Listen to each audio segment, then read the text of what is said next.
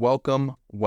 In this video, we're going to talk about integration techniques. We're only going to talk about the first section, 7.1. We're going to talk about antiderivatives. The big task that we're interested in investigating, multiplication, let's say, 3 times 5 is equal to 15. That was multiplication, much like when we first learned derivatives. When we talked about, hey, look, what's the derivative of x? We said, okay, look, we know derivative rules. That'd be 1 times x to the 0 or just 1. This is our derivative rules. But there's a opposite or a reverse operation. Instead of multiplication, oftentimes we're interested in division. In fact, if I divide 3 over here, divide 3, we can write something like 15 divided by 3, a is equal to 5. It's a reverse. I'm doing the opposite operation. So when we talk about derivative going this way, the big task is, can I do the reverse? Can I do an antiderivative? There's my introduction. In this video, we'll knock out some examples. The video should be bookmarked. If you go down below, you should be able to scrub around and find the exact example you're looking for. So I encourage you to follow along with some lecture notes, maybe write out some examples, and then again, you can refer, pause, and move around as you'd like. But again, nice little scroll bar should be beneficial to find those. So we'll do some examples. We'll practice some techniques. We'll also go through a little bit of background proof, where these things come from. And I encourage you at the end, we'll look at some applications as well. So without further ado, let's dive in. So first we need to review some rules for derivatives because we're going to do the opposite here in just a second. So we talk about the first one, derivative of, I have here k, a constant. What do we do with constants? We have that impulse to move it out front. And so this should look like k times I have d over dx of still my function. And much like when we were talking about implicit differentiation, the k is just hanging out over here. But this question asks, hey, take the derivative of f of x. What's the derivative of f of x? That's f prime of x. A little bit of that implicit differentiation. We talked about the derivative of y. Well, if these don't match, it's y prime. Same thing's true for these function notation. For power rule, x to the n, I have my derivatives. Again, when these match, it's business as normal. Let's bring down the n, x to the subtract 1, n minus 1. And that was power rule from back in the day.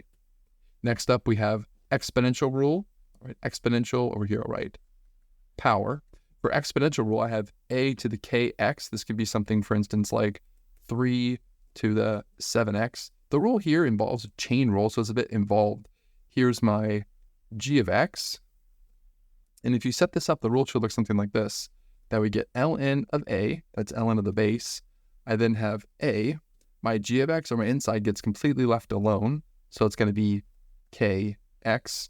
And then we always need to remember to multiply by the derivative of the inside, or g prime of x. The derivative of kx would just be k. And so this is the old exponential rule. It's a tricky one, and we'll reference it soon. So it's nice to have that for backup. Additionally, I have some trig functions. So we have to remember the derivative of sine is, of course, cosine of x. And then the rules for cosine, tangent, I typed up there hopefully for your convenience.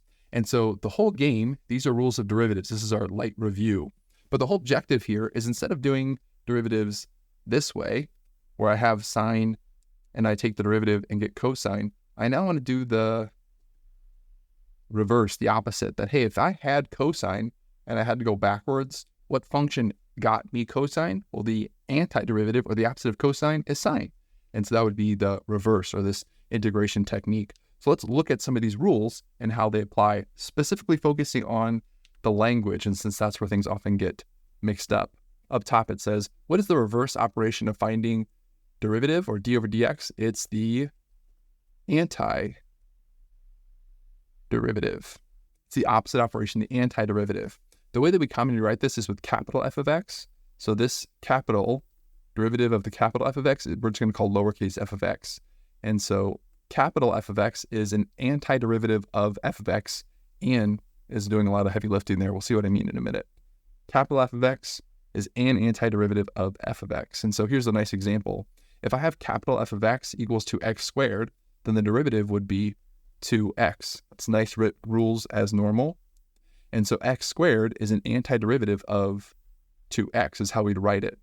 Or we'd say the antiderivative of 2x is x squared. And so again, it's the reverse operation. Instead of looking at differentiating like we just did, instead I want to go in reverse. Here's our first little example, our first task. Find, here's an important word, an antiderivative of f of x equals to 5x to the fourth. And so in other words, I want to find capital F of x such that when I take the derivative, I get 5x to the fourth. Some of you may see the pattern from the example that we did up top, but I'm thinking of, okay, if I take the derivative, in fact, I'll write it out plainly here. If I take the derivative of something, the antiderivative, I should get 5x to the fourth. That's x to the fifth. If I leave some space over here, see why in a minute. If I take the derivative, bring down the 5, and then subtract 1, I get x to the fourth. And so my antiderivative, all right, is x to the fifth.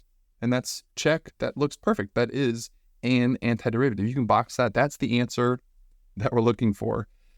But here's one of the issues that we come up with. And this is why I keep highlighting this indefinite article and, because there are actually many, many different correct answers here, not just the one that we put up here.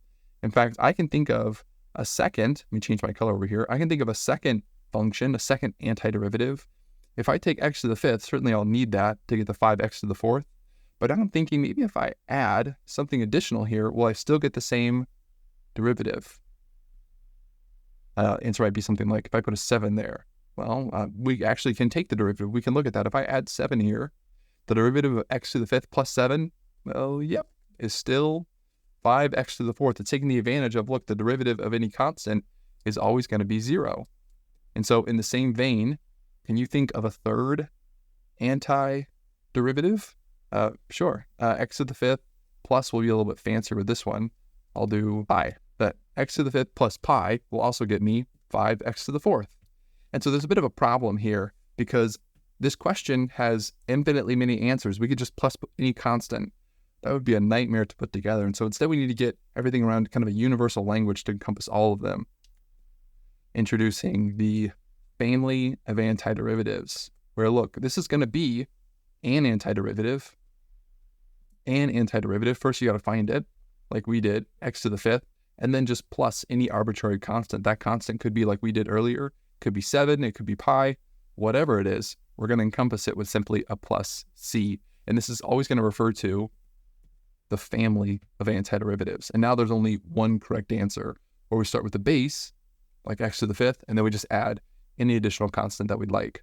There's also another name that we often introduce. Instead of calling this family of antiderivatives, we call these indefinite integrals. The indefinite comes in a big role later, but for right now, we just focus on the second word there, integral. And this is the way we express it. We say f prime, or capital F prime of x, is equal to lowercase f of x. Then here's the integral sign. It's actually the Greek letter for sum over here. It's the integral of lowercase f of x dx is equal to the antiderivative f of x plus c. One thing to note about this integral sign is these two things actually go hand in hand. You cannot have an integral sign without a dx. Much like when we were talking about derivative, I can't simply write d of whatever function I have in here. Instead, if I ever talk about derivative, I need d over dx. This is the task. Hey, take the derivative. In the same way, these integral signs, they go together. Integral sign and dx, and whatever's inside that always traps the integrand. I won't ask you, you don't have to memorize that, but it's certainly a nice buzzword for you, if you will, that this inside is the integrand, where I have my integral dx of f of x is equal to the family of antiderivatives, which is my f of x plus c. So this is a bit of notation for us. We'll use it as we progress. In fact, if I write something, a nice little example would be, we just see the task to evaluate the integral of 2x dx. I encourage you to highlight integral dx. And so the only thing we're really integrating, or finding the indefinite integral of, is 2x. And so this evaluate integral sign 2x dx is just asking, in other words, can you find the antiderivative such that f prime, when you take the derivative, you get 2x? Of course, that's the x squared we did before. And so to evaluate this, I would simply write x squared. Ooh, but we're forgetting something. Whenever you do an indefinite integral, yes, we find the antiderivative, but then we always remember to write the plus c. In fact, there's this classic phrase that goes like, if you forget the c, forget the degree. It's terrible, but hopefully it's a nice way to memorize or remember whenever we're doing the antiderivative, always remember the plus c. And that's certainly where these examples get started. And so much like we had rules for differentiation, in fact, that we started the video off with, we're going to have rules for anti-differentiation. The rules look something like this. Here's the first one. This is a power rule. I want to justify to you why this rule works out this way. This is a bit extra, so if you'd like to just scroll down and skip it, you're welcome to it. But I think it's beneficial to understand where this power rule comes from. We're not just making it up out of thin air, so I want to demonstrate it for you.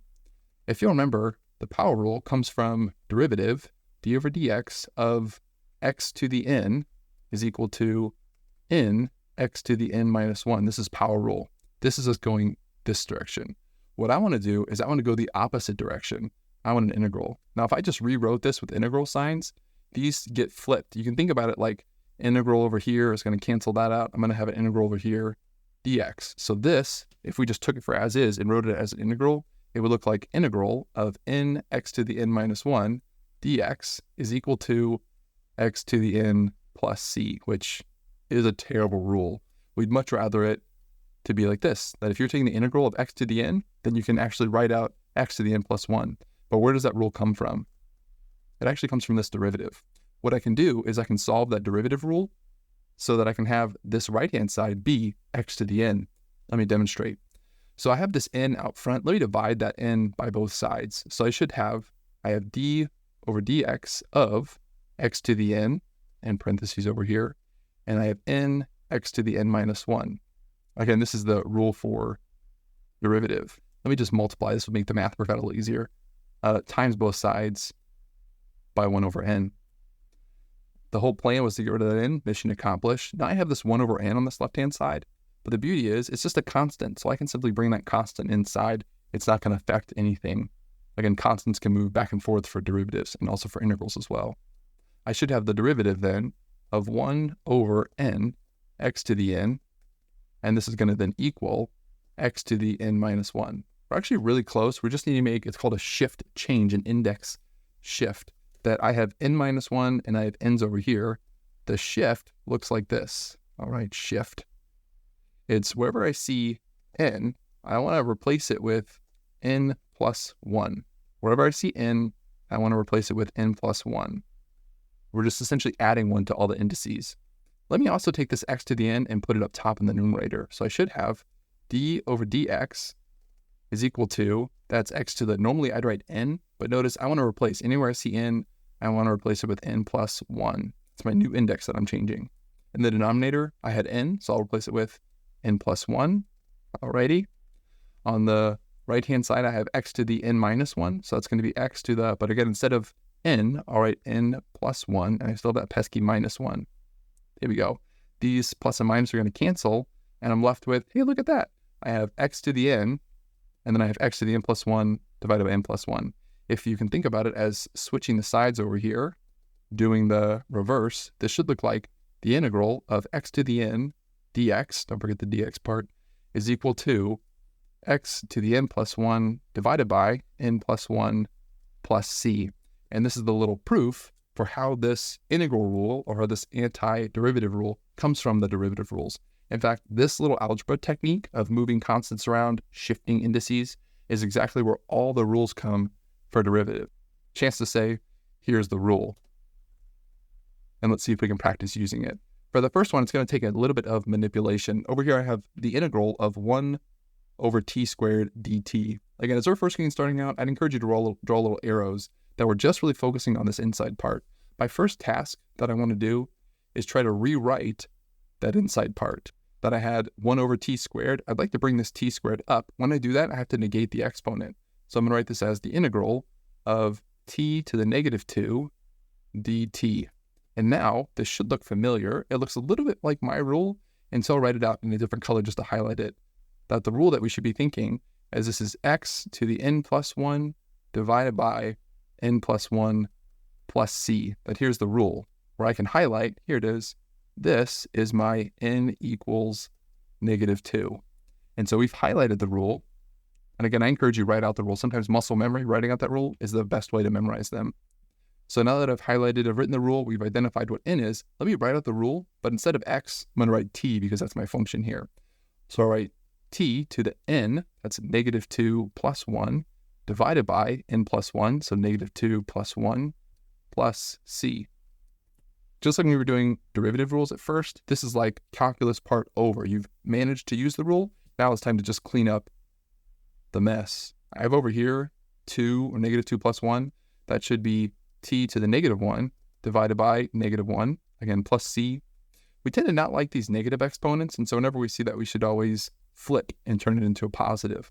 Additionally, I have this -1 out below. I can simply move that up front and make this whole thing negative. And so my final answer should be negative. I have 1 divided by t to the first power. I'll just write t plus c. And this is our first calculus antiderivative or family of antiderivatives. We've evaluated the indefinite integral. Again, there's a lot of language here, so I'll try to focus on the pertinent part. Evaluate the integral. You first had to rewrite. We did that. And then once you identify the rule, well, just like before, it's off to the races. Once I identify the rule, let me write that rule out and then evaluate it. And certainly it cleans up a little bit. Let me move out of the way over here for this one. Okay, this might look like a mistake, but it's not. This is the indefinite integral. Again, I encourage you to write a little, connect these two. It might seem like there's nothing in here, but actually, technically speaking, there's a 1. I would encourage you to star this like 3 times if you can. This one comes up very often. In fact, it almost warrants its own rule, but it doesn't. I'll show you why. The rule goes like this, that I have the integral of 1. Right now, this does not look like power rule, but in fact it is. Let me show you. So there's actually a lot of different ways that you can write 1. Let me write this as the integral of x to the 0 dx. Again, x to the 0, anything to the 0th power other than 0 is 1. And so this certainly going to work for us, x to the 0. Well, now this does look like, and I encourage you to write out the rule. The rule goes like x to the n plus 1 divided by n plus 1 plus c, where here I've identified n is equal to 0, which there's no rules against that. So let me write out, again, following the rule, and I encourage you to follow along. That should be x to the 0 plus 1 divided by 0 plus 1 plus c. And it should get, again, calculus managed. Time to clean it up a little bit of algebra. This should be x to the first power divided by 1 plus c. Of course, the 1 in the denominator is superfluous. We don't need it. Additionally, I don't need 1 in the exponent. This should just be 1 plus c. And that is, oddly enough, our answer. And so I want to highlight this one. And again, I encourage you to star it 3 times. I encourage you to write this on the corner somewhere. Now, look, if you have it's almost like a blank integral. If you have the integral of 1, that's going to give you x plus c. Well, one of the friendly things is there's always a way that you can kind of check your work. The way that you check is simply you take the derivative. If you took the derivative, d dx of x plus c, yeah, sure enough, you would get 1. And that's exactly what we got here for the antiderivative. One of the friendly, and I want to write it right here, and I encourage you to write it maybe in a sticky note somewhere, that if you're ever doing the integral of some constant, let's say 7 dx, so we have integral. Well, keep in mind, what do we do with constant? Just like for derivatives, we can pull it out front. So that should be 7 integral dx. And just like we've shown down below, that integral dx is going to give you an x. And so the integral is going to be 7x plus c. So one of the friendly things as we progress, right, we have power rule. We're used to this. We have to obey this rule for power rule. And then for constants, the integral or the indefinite integral of a constant is not 0. In fact, it's the opposite. Instead, it's like we get to tack on. If you have the integral of a constant, we tack on an x. Again, I encourage you to start and highlight. We'll do some examples as we progress, but that's certainly a nice one to have in your back pocket. So here's that constant rule I was just foreshadowing earlier, that look, if you have the integral of a constant out front, just like for derivatives, I can pull that constant out. And then we can talk about, hey, look, rules as normal. Find the indefinite integral of this integrand f of x, which for us, this whole integral, we can just usually write as capital F of x. The integral of f of x or lowercase f of x is capital F of x. That's the antiderivative. And then, of course, if we're going to be really formal, we should say plus c. That's a constant rule. The sum and difference rule, again, works very similar to as derivatives. That is, if I have the integral, again, anytime you see an integral sign, make sure to highlight it with the dx. That integral sign very aggressively is going to apply itself to f of x and apply itself to g of x. Again, only over plus or minus. And so you get integral of f of x plus or minus integral of g of x. And so these two rules, they should feel very natural. They're exactly the same as the rule for derivatives. In fact, in the math world, we have a special name for any operator that has these two properties. We call those linear operators. And so it's a very common one for much of these nice operations that we do, these tasks. Here's our next example. So I have the indefinite integral of 3z squared minus 4z plus 12 over z to the 5th power. Whenever you're doing these, I encourage you to first let's see if we can simplify or clean things up. Certainly the first thing I'm noticing is this sum or difference. I have a minus, I have a plus. This rule should feel familiar because it's the exact same thing we did for derivatives, that this integral is going to apply itself to each. I'll write a little note to self here. This is rule number 3, that this should be integral of 3z squared, again, dz, make sure those two always go together. And then I should have minus integral sign of 4z, again, with my dz.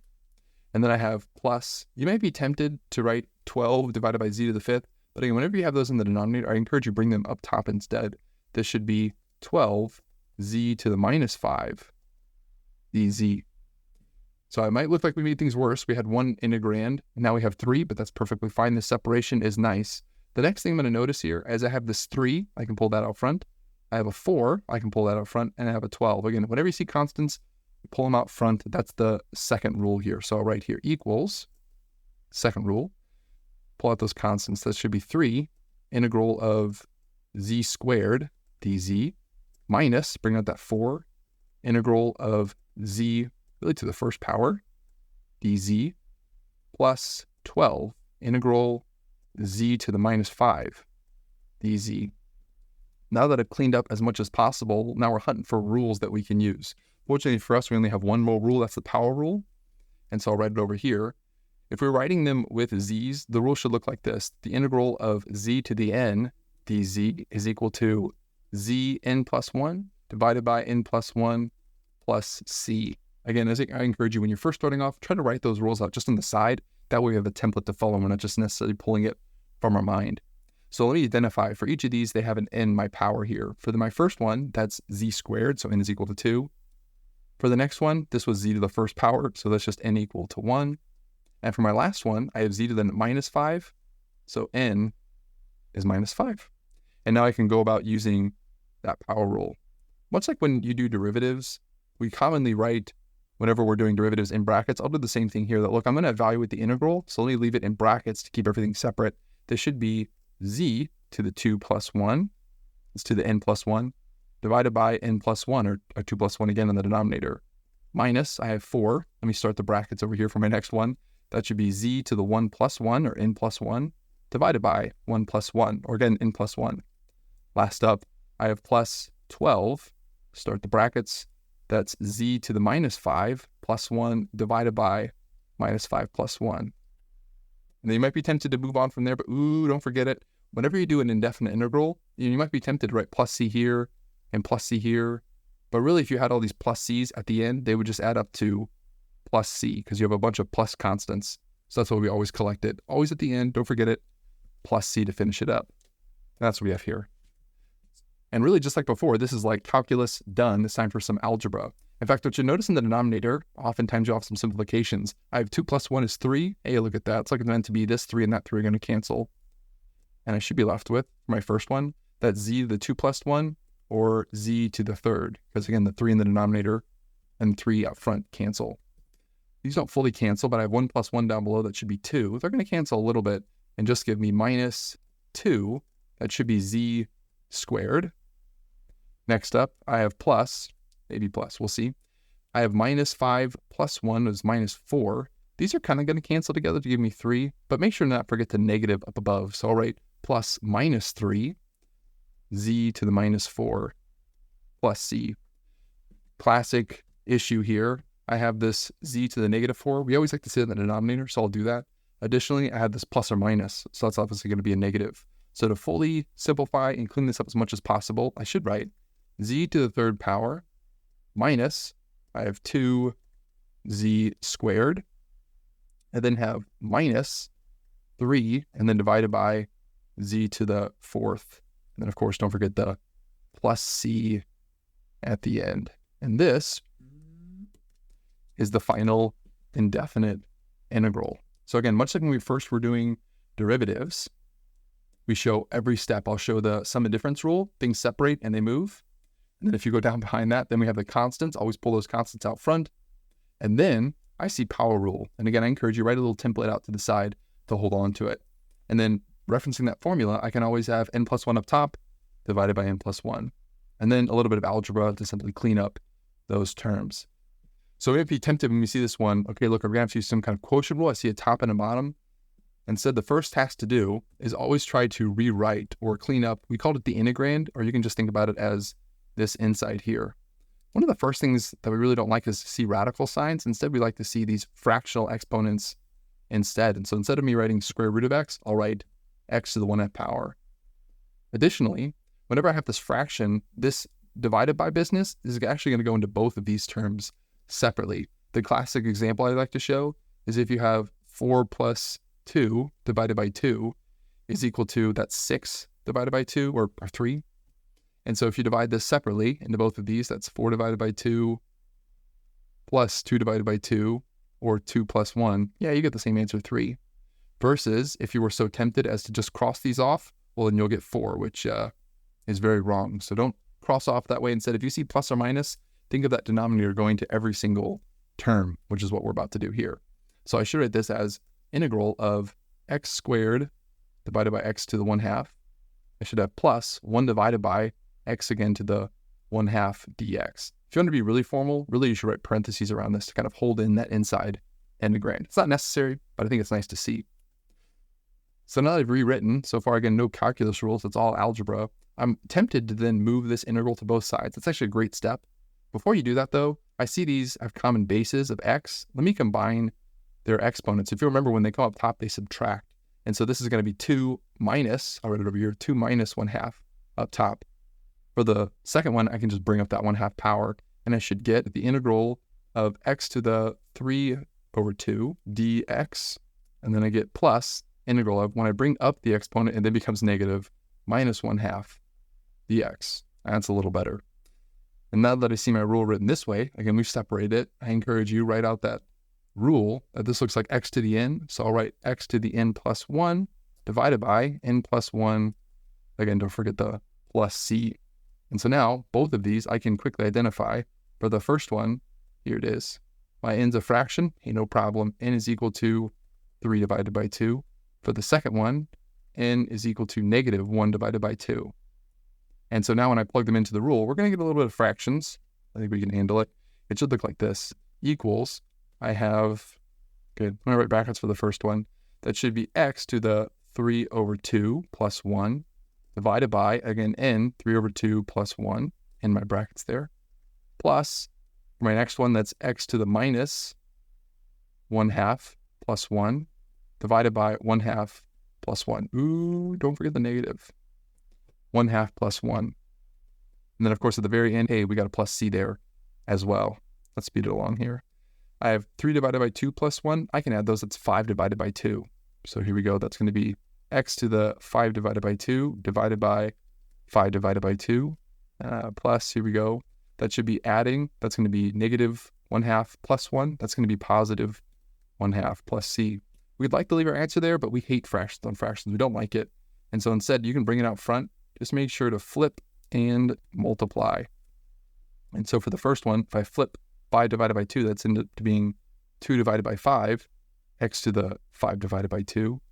Next up, plus, that's 1/2 flipped would just be 2 divided by 1, or 2, x to the 1/2 power, and then again, plus c. And this is more like it, the answer that we're looking for. 2/5, x to the 5 divided by 2, plus 2, x to the 1/2 plus c. And ideally, wouldn't recommend it for every case, but if you take the derivative here, we should end up with, after some simplification, the integrand that we started with. So again, whenever you see a fraction, please don't worry about quotient rule. No such thing, at least not for us. Instead, think of rewriting it. And if you rewrite it, we should end up with nice power rules. Here we go. So now we're talking about some exponential rules. These exponential rules are going to be giving you this k constant that we talked earlier. There's a proof for this and how it works, but I'll leave it alone. Instead, I'll say this. Look, for exponential rule, there's 2 rules. There's one with e, because then e has a friendly derivative, or there's one for a. I encourage you to really put this one to practice over here. In fact, I'll circle highlight it. I encourage you to memorize it. It says the integrand of a kx. So again, x is in the exponent. You have some pesky constant out in front, where the base is something.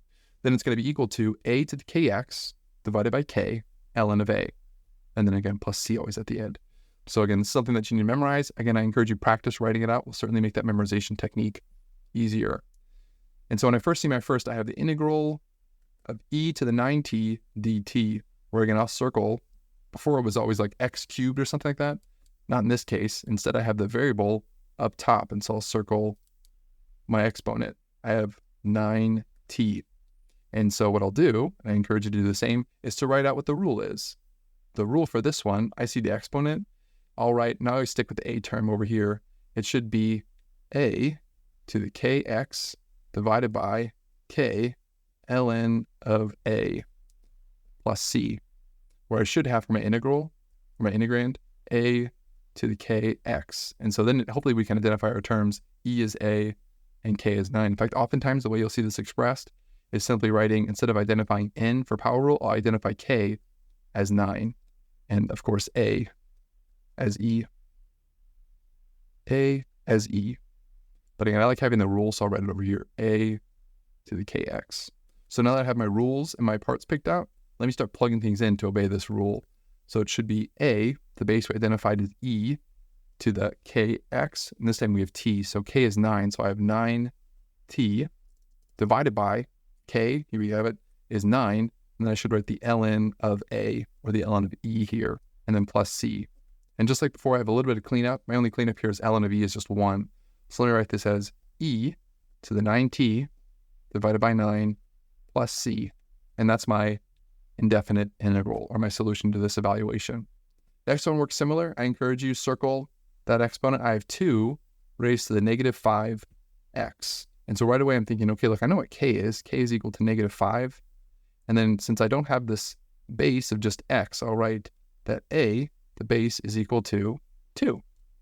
And so these are the 2 components that we're looking for. And again, since we're getting started, I encourage you to write out the rule. The rule goes like this, that you have a to the kx divided by k ln of a, and of course, plus c. So again, just writing out the rule. Now we have it for reference. We're filling it in here. That I should have a, the base we had was 2 to the negative 5x, divided by k, which was negative 5, ln of 2. And then don't forget the plus c. It might not look pretty, but there it is. That's our answer for the indefinite integral of 2 raised to the 5 over x. Again, using those exponential rules. Speaking of exponential, there's another that's similar, but maybe not. Let's see. So one of the power rules that we talked about, in fact, there was a little asterisk I wrote, is that, look, you cannot do the power rule for n negative 1. In fact, let me show for this one why that doesn't work. I have integral dx of 4 divided by x. We like to bring that exponent, or that x up top. So I'll write 4 x to the negative 1 dx. Again, whenever we have this constant, we can bring it out front. And so I'll write 4 integral of x to the negative 1 dx. Now, if you use power rule, and let me write this in red because it's going to be very wrong. If we're interested in using power rule, that would be x to the n minus 1 plus 1 divided by minus 1 plus 1. But if it's x to the 0, which really isn't a problem, but then we're dividing by 0, which you absolutely cannot do. And so instead we need a very special rule for this case. When you have your n, or your power, equal to negative 1. This actually references a derivative that we had in the past, that, look, if you were taking the derivative of something, it was equal to 1 over x. If you want to pause, you can think about what function does that, but I'll spill it for you. It should be ln of x, that if you have ln of x, the derivative is 1 over x. And so if I do that in reverse, this way instead, these parts are going to flip. And so the integrand is the solution. And over here, the antiderivative is the ln of x. Don't forget the plus c. And so this is almost one that fits perfectly. In fact, oftentimes you can write here the integral of x to the negative 1 dx is equal to the ln of x plus c. That's what I wrote over here, but I like to have it on both sides. And so now that I have my function simplified, I have integral of x to the negative 1 dx. That's exactly what we have up top. And so I'll write simply here equals to, I have that pesky 4 out in front. I'll write brackets because we're going to write the antiderivative of the very special case. I'll highlight it. I like to write it in green. That if you have n equal to negative 1, it's a very special case where the antiderivative is simply going to be ln of x. Again, don't forget the plus c, where really the only simplification is me dropping the brackets. All right, 4 ln of x plus c, and that's the answer that we're looking for. So if you have the integral of x where n is -1, then you have this nice rule logarithm that shows up, one that's a little tricky. We have two more indefinite integrals to talk about, and they're right over here. It's the integral of sine and the integral of cosine.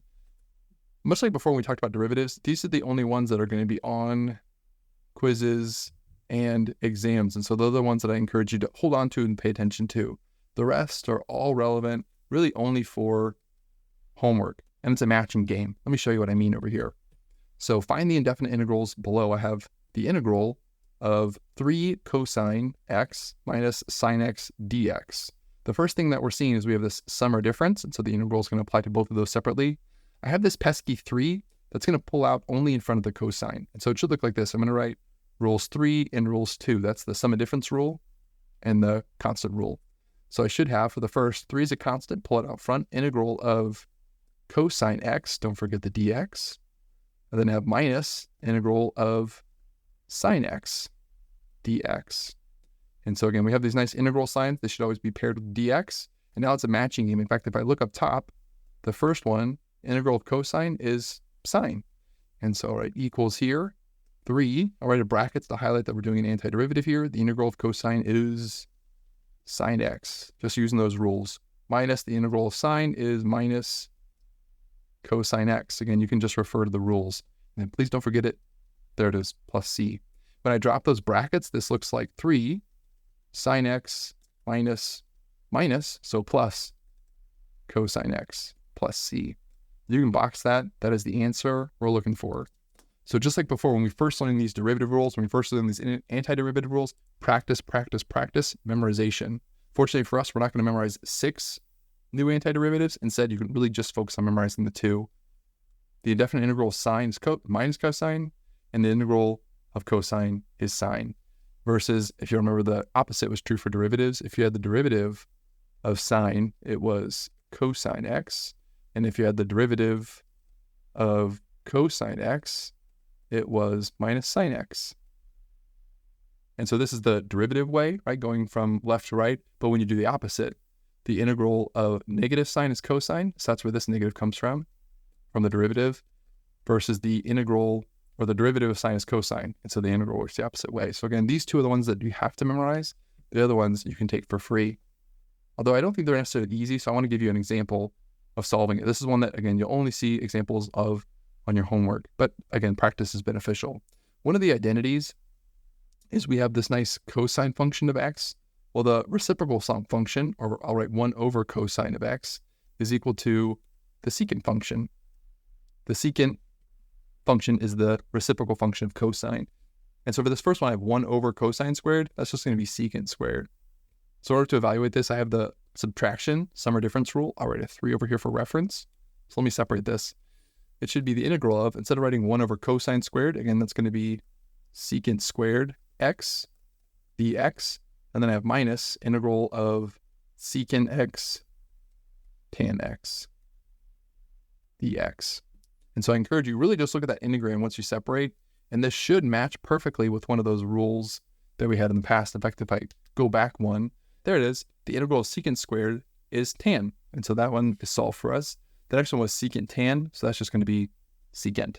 And so again, a little bit of a matching game for you. This should be equals to, as we said, the integral of secant squared, I'll write it in brackets to highlight, is going to be tangent x minus the integral of secant x tan x is going to be just secant x. Then again, don't forget the plus c. And of course, I'll just clean it up to have our answer here. This is tangent x minus, this is secant x plus c. And that's the answer for this one. Again, not relevant for quizzes or exams, but should be beneficial for your homework. So it's a nice reference point here. I want to get away from a little bit of the plug and chug and look at some applications. In fact, we have 2 to apply here. The first one has to do with a truck and pouring and dealing with, we call them boundary conditions. Let's get into it. A truck is pouring grain into a silo at variable rate given by this. So this is the rate at which the volume is changing. Again, that's exactly what derivatives do. And it's 2e to the 1 over 4t plus 2t, where t is in minutes and v prime of t is in cubic feet, so volume per minute. Or we could write that as dv over dt. Finding the indefinite integral gives you this v of t is equal to 8e to the 1 over 4t plus t squared plus c, because you get a constant. That's literally just taking integral over here. So we could do it. In fact, we'll do it in a little bit, but this one, we got it for free. Where v is the volume of the grain in the silo. Before the truck begins pouring, the silo has 7 cubic feet of grain. So again, here's the story. This truck can pour grain at a certain rate. That rate of pouring, or the change of volume, is given by this equation. That's the rate at which the truck can pour the grain. If you integrate over the rate, you'll get the volume equation. That's what this is over here. This is the volume equation. Well, I'm barely the way. But before we start pouring, we see that the silo has 7 cubic feet of grain. Our task is to find the, here's a buzzword for you, particular volume equation that satisfies the given condition. That's when t is 0, v is equal to 7. Another way that we commonly see this, let me slide it all the way over here, is we see v of 0 is equal to 7. This is why I like to write it this way. I have this equation here. In fact, I'll write a little 1 over here. I'll say we have that v of t is equal to, that's 8e to the 1 over 4t plus t squared plus c. For my given conditions, I'll write it over here, that v of 0 is equal to 7. That was the given conditions. Well, look, if I apply this equation, I'll write 2 over here, v of 0, I can actually plug in 0 and see what I get. If I plug in 0, I'll get 8e to the 1 over 4 times 0 plus 0 squared plus c. E to the 0 is actually 1, so I'll get 8 plus 0 goes away, c. So we have 8 plus c, and over here I have 7. If I look at these two are both v of 0. v of 0 equals 7, v of 0 equals 8 plus c.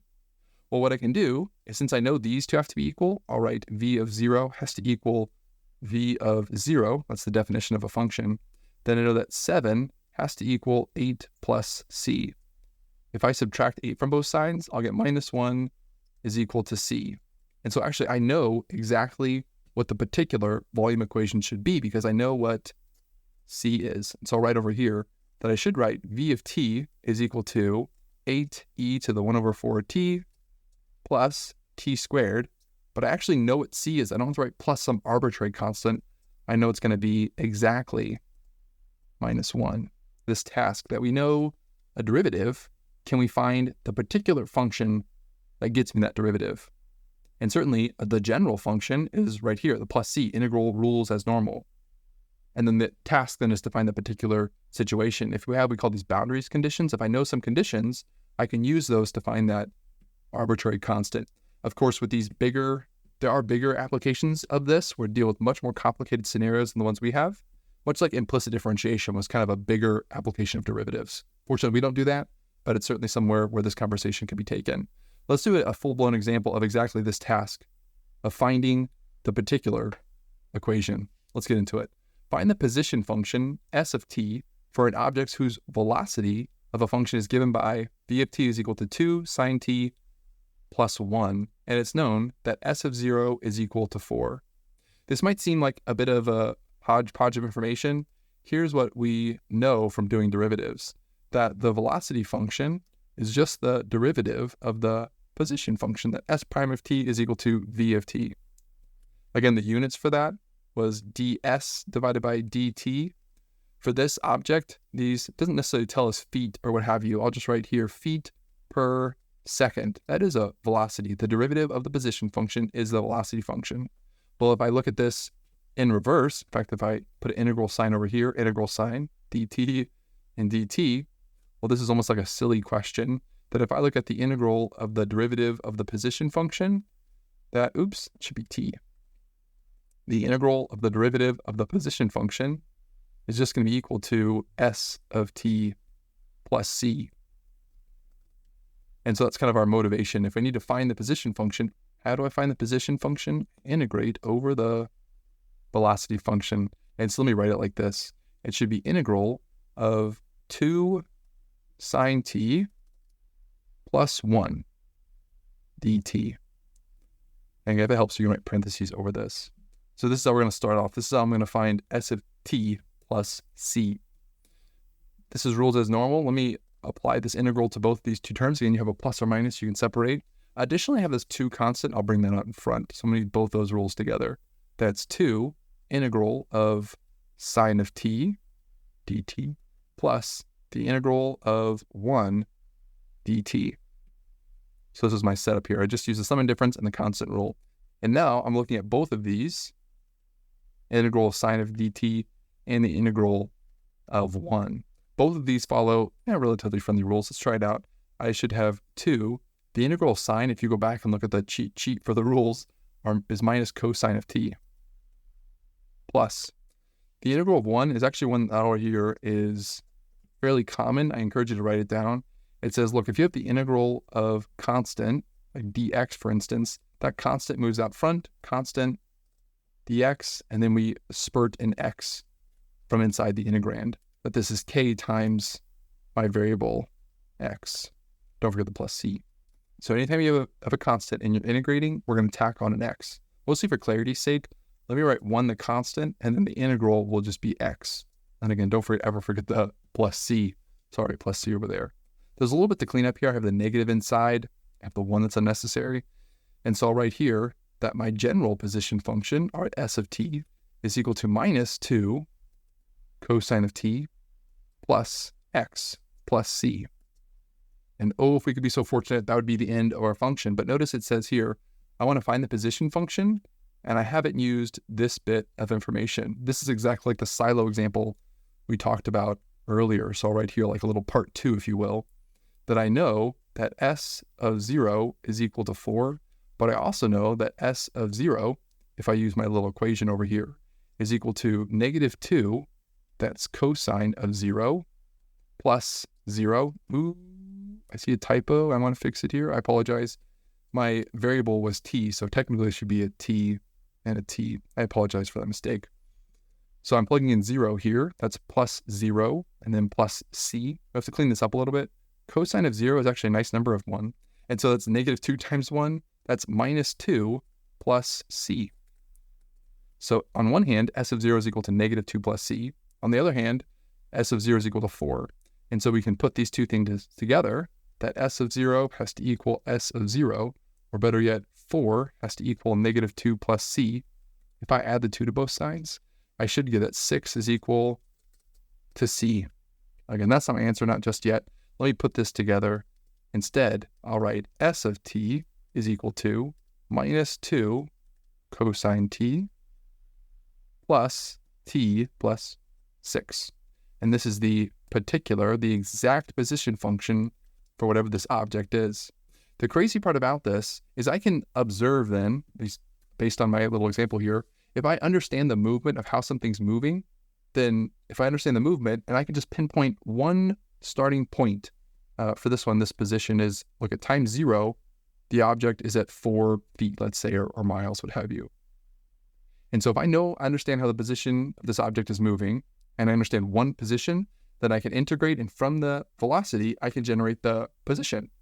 This is like the reverse, right? Before it was, I know the position function, I can derivative find the velocity, I can derivative find the acceleration, and if you wanted to take the conversation further, you could talk about jerk and snap and all these other derivatives. But we like to focus on position, velocity, acceleration. But now we can almost do the reverse, that if you have acceleration, you can get velocity, and if you have velocity, you can get position. That we can go up and down this ladder of derivatives, yes, and antiderivatives as well. This is a bit of an extra example that you can try. I'll do the work mostly for posterity's sake, so you have it for your reference, but you don't need this example. So if you'd like to quit it and leave it, hey, you're more than welcome to do so. But again, mostly for reference sake, I'll do this example hopefully pretty quickly here, but it's similar. A storm drain is beginning to fill during a terrible downpour. The water level's increasing rate is given by this v prime of t, or the change in volume, is v over dt is 6t squared plus 4, where t is in minutes and v is, again, a volume, that's meters cubed. Find the general volume equation, that is vt function, which describes the volume for any given t. This is simply asking you to integrate v prime of t dt is equal to v of t plus c. That's all it's asking. So I'll write over here, integral of, I have 6t squared plus 4 dt. If it helps, you can put that in parentheses. It's certainly more clear. Let me first do the sum and difference in constant rule. That's 6, a pesky constant. I'll bring it out front. 6 integral of t squared dt. I then have plus. That 4 is technically a constant integral of dt. Most people don't write it this way, so instead I'll write it the more familiar way by just having the integral of 4 dt. As we're looking at rules to follow here, again, I always recommend writing out what the general rule is. That should be t to the n plus 1 divided by n plus 1, and again, plus c. This one over here is a general constant one, and so we're always going to tack on a variable. In this case, my variable is t. That's the rule for constants for integration. So I'll have the 6, sure. My n is 2, so it's going to be t to the 2 plus 1 divided by 2 plus 1, which is going to be 3, plus 4, and then I'm always going to tack on a variable of t. I'll just write in brackets to highlight that it's separate. Now I have a little bit of cleanup. Notice 2 plus 1 is 3, so that's going to cancel just a little bit, leaving me with 2. And so I should have 2t cubed plus 4t plus c. And this is we use that word general volume equation. Why is it general? It's general because I have the plus c, the arbitrary constant. Whatever that volume starts at, that's going to dictate my constant, is what we're going to use. Use the measurement that at t equal to 1 minute, the volume is 7 meters cubed to find the actual volume of function. This is a little different than what we had before. Before we started with time equals 0. This time we have time equals 1. So this is my t, and that's my v.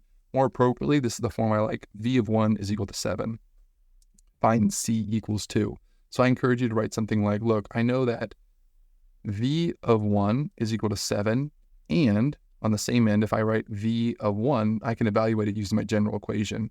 That was 2, 1 cubed plus 4 times 1 plus c. If you clean this up a little bit, that's 2 times 1, okay, 2, plus 4, that's going to be 6 plus c. I have these two equations. Let me combine them together. That should be v of 0 is equal to v of 0, or 7 is equal to 6 plus c. If you subtract the 6 from both sides, you'll get 1 is equal to c. That's ultimately not the answer we're looking for, though. We're trying to find that volume equation. And so I'll write here, v of t is equal to 2t cubed plus 4t, not plus c, but instead plus 1. I have the particular volume equation. Now what can we do with that? We can do some plugging in for us. If I want to find what happens at the 1 minute and 2 minute mark, I can both find the rate, which is over here, the top row, and I can find the actual volume as well. This is a little bit of a calculator task, so I'll just write out the first one and then write in the answers here in just a minute. For the first one, that's v prime of 1 is equal to, if we look up top at my derivative, that's 6 times 1 squared plus 4, or 6 plus 4 is just 10 for the first one. For the volume, I'll plug it into the volume equation. V of 1 is equal to 6 times 1 cubed plus 4 times 1 plus 1. That's going to equal, I have 6 plus 4 plus 1 is equal to 11. And the whole reason we're interested in this change is one might think or go to the assumption that, look, if it's changing at 10 when it's 11, then this might be relatively close to 21. But here's why that's actually very poor. If you plug in for the volume at t equals 2, that's 2 minutes, you should get something like 57 meters cubed. The rate also, if you plug in 2, should be something like 28. That's plugging into v prime. So one thing you notice is that this is actually not just some nice linear change where I can say, okay, look, linear meaning that it's 10 and it's going to be constant if it was linear. The change here is actually quadratic, meaning that it'll get dramatically faster and faster the farther you're away from the vertex or the center of that parabola.